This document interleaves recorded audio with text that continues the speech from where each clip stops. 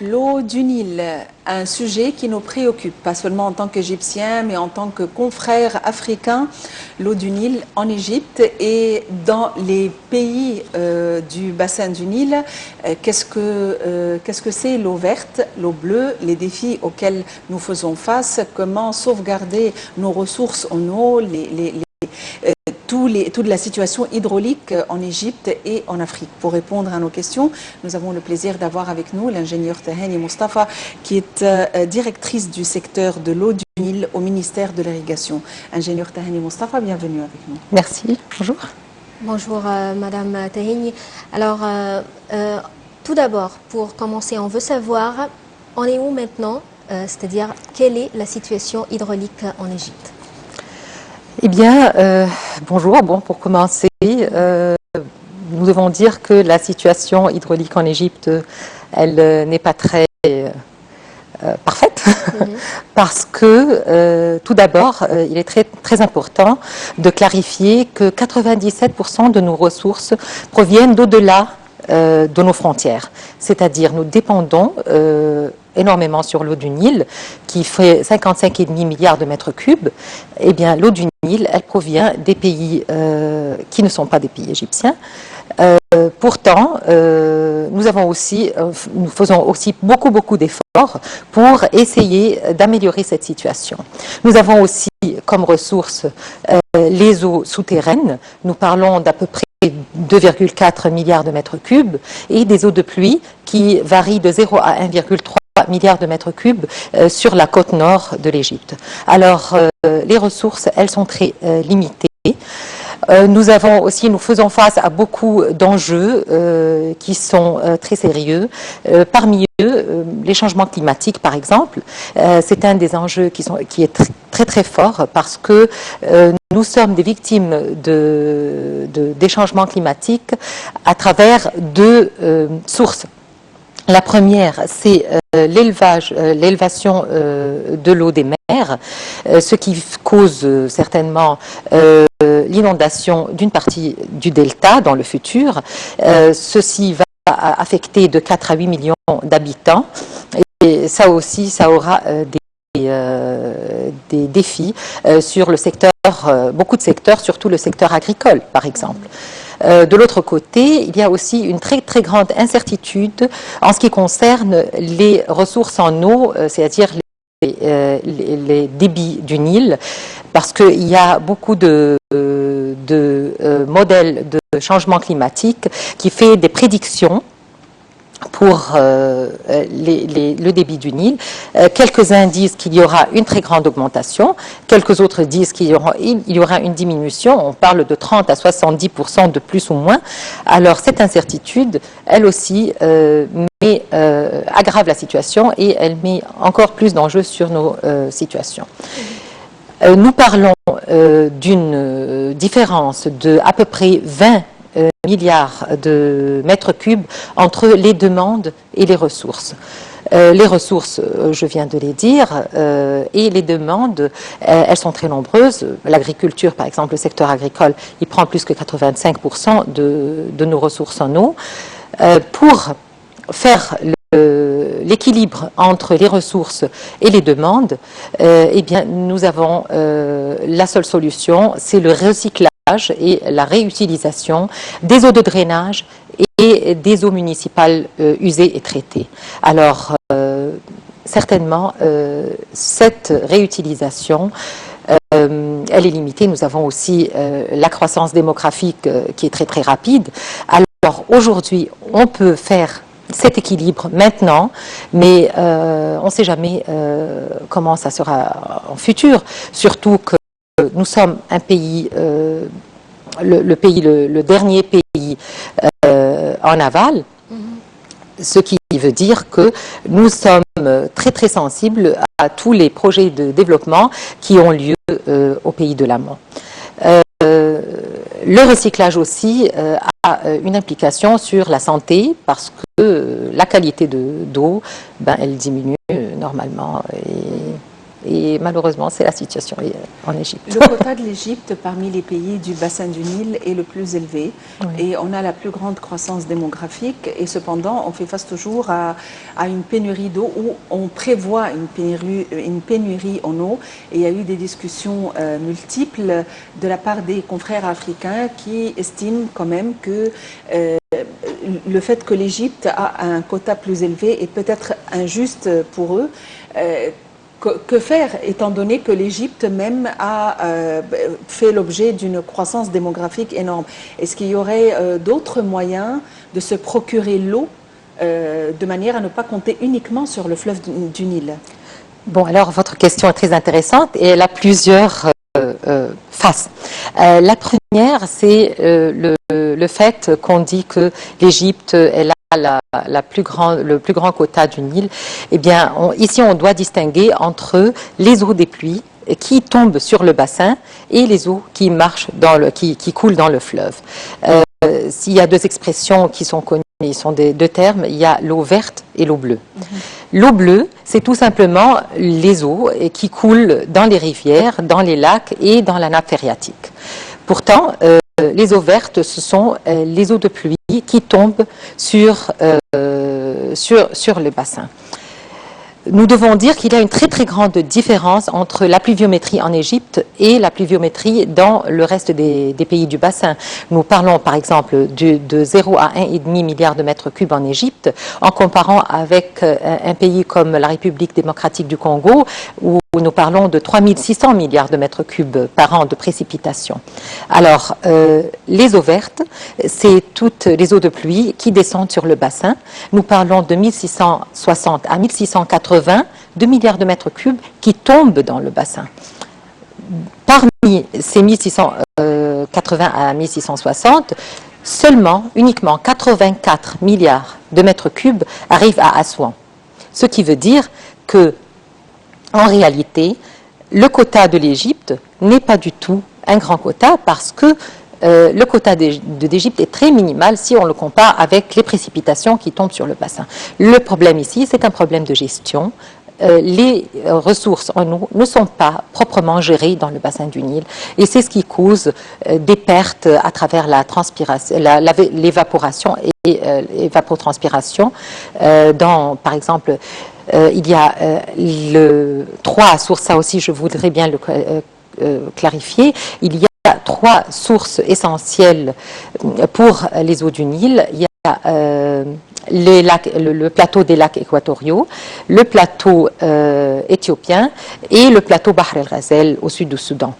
Le plateau éthiopien, il participe à 85% de nos ressources. Le plateau équatorial, il participe à 15%. Pourtant, le plateau Bahr el-Ghazal, c'est 0 milliards de mètres cubes. C'est-à-dire, toute l'eau qui descend sur Bahr el-Ghazal est perdue dans les marécages. Alors, le fait de dire les 55,5 milliards de mètres cubes qui ont provenu de la construction du haut barrage, ce quota est très minimal si on le compare avec les ressources et les pluies qui tombent sur le pays du bassin. Ça, c'est d'un côté. De l'autre côté, comment faire face à ces enjeux?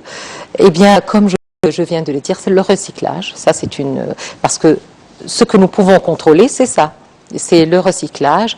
Certainement, il y a aussi le dessalement des eaux de mer, mais nous pouvons dire ici que le dessalement des eaux de mer, c'est une méthode qui est très coûteuse.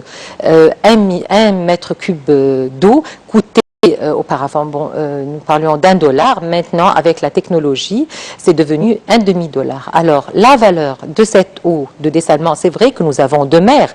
Alors, le dessalement est possible, mais combien ça va coûter? Ça doit avoir une valeur. L'eau provenant du dessalement doit avoir une valeur. C'est pour ça que nous avons à peu près 0,3 milliards de mètres cubes de dessalement. Et ce sont la plupart des sites de dessalement, c'est sur la mer Rouge, dans les hôtels où cette eau a une valeur économique. Mais nous ne pourrons pas, par exemple, cultiver avec l'eau du dessalement parce que la valeur économique, ça ne sera pas faisable du côté économique. Mais point de vue santé, c'est-à-dire l'eau provenant du dessalement ou bien l'eau recyclée, Oui. est-ce que ça pourrait être nuisible pour l'être humain? C'est-à-dire l'être humain peut l'utiliser ou bien on peut l'utiliser seulement dans l'agriculture ou le nettoyage? Eh ben, écoutez, l'eau du dessalement, c'est une eau très saine, très propre parce que c'est de l'eau distillée. On enlève seulement les sels et c'est une eau potable. Même si le goût n'est pas très bon, mais c'est une eau potable, au contraire. Les eaux municipales usées et les eaux de drainage, ça dépend du traitement, c'est-à-dire de degré de traitement. Je voudrais vous dire qu'au sud de l'Afrique, j'ai visité une station où l'eau municipale, c'est-à-dire l'eau municipale. Ça veut dire quoi l'eau municipale? Les eaux municipales recyclées, c'est-à-dire les eaux pas de drainage agricole, mais de drainage municipal, c'est-à-dire les eaux qui vont dans les égouts. Eh bien, cette eau est recyclée et elle redevient potable. Mais ça dépend du degré de traitement de ces eaux. Quand je vous ai posé une question concernant trouver d'autres ressources d'eau, par exemple, nous avons le lac Nasser, Ouais. nous avons des eaux souterraines. À votre avis, est-ce que vraiment on en profite? On fait le meilleur usage?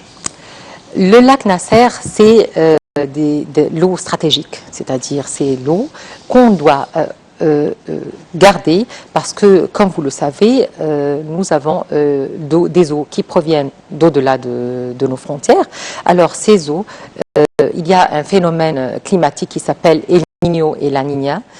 Et Pardon, qui s'appelle El Niño et La Niña. Ce phénomène, c'est un phénomène qui se passe dans l'océan Pacifique et qui a une implication très très forte sur les précipitations dans le plateau éthiopien.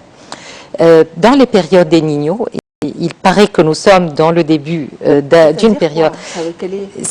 C'est des changements de la température de l'eau Pacifique qui fait, d'une manière ou d'une autre, une baisse des précipitations qui ont lieu sur le plateau équatorial, sur le plateau éthiopien. Alors, dans les périodes El Niño, on a trouvé qu'il y avait une relation très très forte entre les périodes de sécheresse sur le plateau éthiopien. Alors, pour utiliser les eaux du lac Nasser, on doit toujours mettre des réserves pour des circonstances pareilles et même pour les circonstances de développement qui peut avoir lieu dans les pays de l'amont. Ça, c'est d'un côté. La nappe phréatique, eh bien, nous avons le Nubian Sandstone Aquifer, c'est-à-dire c'est une nappe phréatique qui est partagée entre l'Égypte, le Soudan, le Tchad et la Libye. Ce sont des eaux profondes. On va commencer à en utiliser, mais ce sont des eaux très très précieuses parce que ce sont des eaux qui ne sont pas renouvelables. C'est-à-dire, pour pouvoir utiliser les eaux profondes, on doit laisser un peu d'eau pour les générations qui viennent. Alors, on doit être très très précis dans l'extraction des eaux. Parce qu'il y a des limites à l'eau profonde, ça ne se génère pas tout le temps. Oui, mais c'est ça, c'est-à-dire ça ne se génère pas tout le temps et c'est très très lent. La régénération est très très lente, surtout les eaux profondes. Ce qui est différent aux eaux, par exemple, il y a une nappe phréatique qui provient de l'infiltration des eaux du Nil, qui est proche et on l'utilise on pompe des eaux de la nappe phréatique proche pour faire l'équilibre pour les ressources en eau en Égypte. Mais les eaux profondes, elles existent, mais on essaye de limiter l'extraction des eaux profondes. Ingénieur Taheni Mustafa, maintenant vous dites qu'on fait face à une situation critique et qu'on s'attend aussi à une pénurie d'eau. Alors, les citoyens ne sont pas au courant. Ils ne savent pas de tout ce qui se passe. Peut-être les gens qui sont cultivés, qui lisent beaucoup, savent tout ça, mais les autres, les pauvres, ne savent pas tout ça. Ils ne sont pas au courant. Alors, comment les prévenir? Quels sont les conseils qu'on peut leur dire pour qu'ils commencent à faire attention, à ne pas gaspiller l'eau partout comme ça? Oui. Bon, c'est-à-dire je ne suis pas totalement d'accord avec ce que vous dites parce que ça fait maintenant plus que 5 ou 6 ans que le problème de l'eau et les défis que nous sommes en train auxquels nous sommes en train de faire face, c'est devenu c'est-à-dire le sujet dont parle tout le monde, même les pauvres. Peut-être dans 10 ou 15 ans, personne ne pensait, puisque le Nil est là et il coule, nous sommes en paix et tout va bien. Mais dans ces dernières années, la situation est devenue beaucoup plus différente, surtout avec la construction du Renaissance Dam, le barrage Renaissance. Bien les gens sont maintenant au courant. Et moi, je vois que même les gens qui sont très très simples et qui ne sont pas du tout cultivés, maintenant, on demande à la rue, vous travaillez dans le ministère des Ressources en eau, eh bien, dites-nous, est-ce que nous allons survivre avec ce qui se passe ou pas? Alors, la sensibilisation, c'est très important. Vous aussi, vous avez un très grand rôle à jouer dans ce domaine. Mais en fait, jusqu'à maintenant, on trouve dans les endroits publics, si on passe aux toilettes, par exemple, on trouve des robinets ouverts, toujours, même ici à la télévision. Les femmes qui viennent nettoyer, par exemple, elles laissent les robinets ouverts. Il doit y avoir des lois pour ça. Il y a des lois, mais ces lois, malheureusement, elles ne sont pas activées et les lois sont là pour la qualité d'eau et pour le gaspillage. Mais qui applique ces lois? Alors, moi, je vois que chaque personne est responsable de ça. Si vous voyez quelqu'un qui gaspille l'eau, eh bien, chaque personne a un rôle à jouer ici. Nous avons tous un rôle à jouer. Le ministère, il est surtout basé dans le côté technique. Et par contre, il a encore un rôle. On fait des petits films de sensibilisation qui viennent à la télé, parfois, et même beaucoup. Moi, je vois que il y a beaucoup de travail ces dernières années sur la sensibilisation de l'eau. Mais ça doit naître dedans, dans la maison. Comment la maman, elle dit à ses enfants, attention à cette eau est précieuse, vous n'allez pas la trouver. C'est-à-dire, c'est le rôle de tout le monde. Et en même temps, il doit y avoir des lois qui soient appliquées et très fortement appliquées. Ça, c'est sérieux. Et tous les ministères et toutes les organisations doivent jouer un rôle dans ça. C'est-à-dire, par exemple, le ministère de la Santé, l'Environnement, le ministère des Ressources en eau, certainement le média. Le média a un rôle très très grand. Les écoles aussi. Les écoles, bien sûr. Les écoles aussi. Si, par exemple, on fait une retenue, on fait une pénitence pour quelqu'un qui a laissé le robinet ouvert, alors là, où on lui prend un peu de son argent de poche, comme on faisait par exemple quand on était petit, si quelqu'un qui faisait une faute, eh bien, on lui prend de son argent de poche. Alors, si on fait ça, ça commence à être appliqué partout. On doit commencer par les enfants, mais aussi les grands, parce que les grands, quand on voit la mère gaspiller l'eau, eh bien, normalement, on ne va pas comprendre la valeur de cette eau. Alors, c'est le rôle de tout le monde. On ne peut pas faire des remords à une certaine entité pour ça, parce que c'est notre responsabilité à tous. Quand on parle du Nil, malheureusement, surtout dans la région du Caire, on parle de pollution de l'eau du Nil. Oui. Parce que je sais que dans d'autres régions, comme à Luxor, par exemple, ou à Aswan, l'eau est très pure, elle est claire, on voit même ce qu'il y a en dessous. est-ce qu'il y a finalement une solution tranchante vis-à-vis de ce problème? Avoir un fleuve comme le Nil, et la plupart des gens qui ont les moyens ne boivent que de l'eau minérale. Donc, que faire face à ce problème de pollution? Eh bien, je vais répéter la même réponse en ce qui concerne les lois. Eh bien, il y a des lois, mais qui applique ces lois et qui peut contrôler l'application de ces lois? Il y a beaucoup d'industries qui jettent les déchets dans le Nil. Il y a beaucoup de réseaux, de réseaux même, et d'hôtels qui jettent les déchets dans le Nil. Même les croisières aussi. C'est-à-dire, c'est un crime qui doit être très très fortement